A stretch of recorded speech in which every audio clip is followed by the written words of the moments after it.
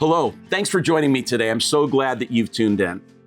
How many of you would be really honest and say that you're control freaks, that you like to be in control? I would put myself at the top of that list. I don't like the feeling of being out of control in a situation. And yet, I have to admit to you, over the past couple of years, I have felt that there are more things in my life and ministry that are out of my control than ever before. I look around me at the culture and what's going on, and I feel like there's nothing I can do to stop this train wreck from happening. I look at circumstances in my own personal life and at the church, and I feel like there's nothing I can do. And believe me, I've tried. You know, so often our attempts to manage our lives, our attempts to control everything end up in futility, or worse, they end up causing us even more stress and more confusion. So what's the answer? I think it's the simultaneous process of both letting go and grabbing on at the same time. It's getting to the point where we're so desperate that we're willing to let go of control of all of those situations, and with all of our heart, we grab onto the Holy Spirit and we let Him do His work. The Apostle Paul wrote the following words in Romans 8:26. He said, "The Holy Spirit helps us in our weakness."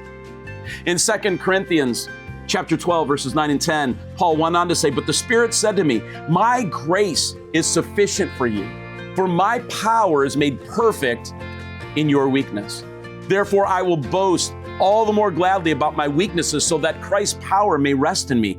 That's why, for Christ's sake, I delight in my weaknesses. I delight in insults and hardship and persecution and difficulties. For when I am weak, when I am willing to let go and grab onto God, then I am strong." Folks, we're living in crazy days where so much is out of our control, right? But remember, those things are not out of His control. He knows what He's doing. And the best strategy for thriving in the current environment is for us to let go and grab onto the Holy Spirit like never before.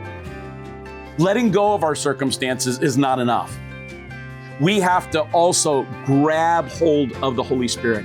We have to allow Him to take over and saturate every part of our lives. We need to immerse ourselves in His power and in His presence daily, because our peace, our confidence, our joy, our direction comes from being in step with Him and letting Him take control and lead the way. When we get ahead of Him, when we try to control things on our own, things quickly spiral out of control and become a mess. It's time to strengthen our relationship with the Holy Spirit, the one Jesus sent to us to help us and to guide us. So here's my question for you today. How much time are you spending these days seeking and pursuing the Holy Spirit? Probably not as much time as you spend trying to control things in your life. So I want to challenge you to make a commitment today that you're going to spend more time letting go and seeking the Holy Spirit than you do trying to control the various situations in your life. I think if you do that, you'll find your life to be less stressful, and you'll find that you get better results. Well, as always, I want to just say thanks for watching today, and I want to remind you to join us tonight at 6:30 in the North Campus Sanctuary for our Ignite gathering, where we are spending time letting go and seeking the Holy Spirit to take over our lives and redirect us. And just a reminder for those of you that have kids, we have full child care for all ages at our Ignite gathering. So come out, join us, and have a blessed day.